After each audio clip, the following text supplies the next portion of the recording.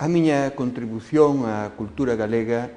é normalizala dende todas as canles, especialmente dende a palabra oral, do que se pode contar por moitos outros soportes que xa non son a galaxia Gutenberg, estamos na galaxia Bill Gates.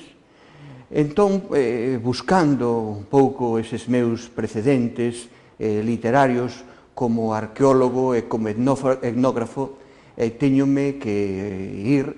cara ao ourensán Florentino López Cuevillas, da xeración Nós, escoller do libro Parroquia de Velle, un estudo monográfico sobre un área próxima a Ourense que hoxe sofre de urbanismo como parte xa desa propia capital. A Parroquia do Velle é un exemplo que moitas vilas de Galicia debían ter, a memoria propia de sí, esa memoria de xentes anónimas, de canteiros, de artesáns, de labradores que fixeron o noso idioma. E dentro dese libro Parroquia de Velle de Florentino López Cuevillas hai un texto sobre a Pedra Gra e sobre as canteiras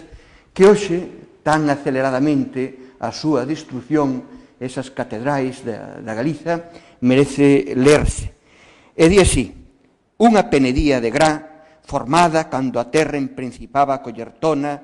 disecada despois polo labor vagaroso e seguro das augas, arredondeada e puída polo beixo do vento, penetrada pola lentura dos orballos e das xeadas, unha penedía que decoraba belamente un recanto ou que coroaba o cume como unha torre que remata unha catedral, desaparece hoxe en pouco tempo, atacada por uns cantos pedreiros convertidos en rivais das forzas da natureza e categorizados entre os máis rápidos e eficaces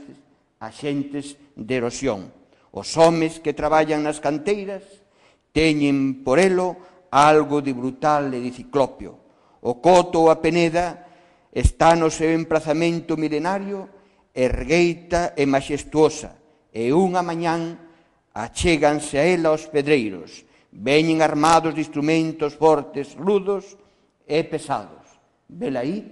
escomenza o seu final.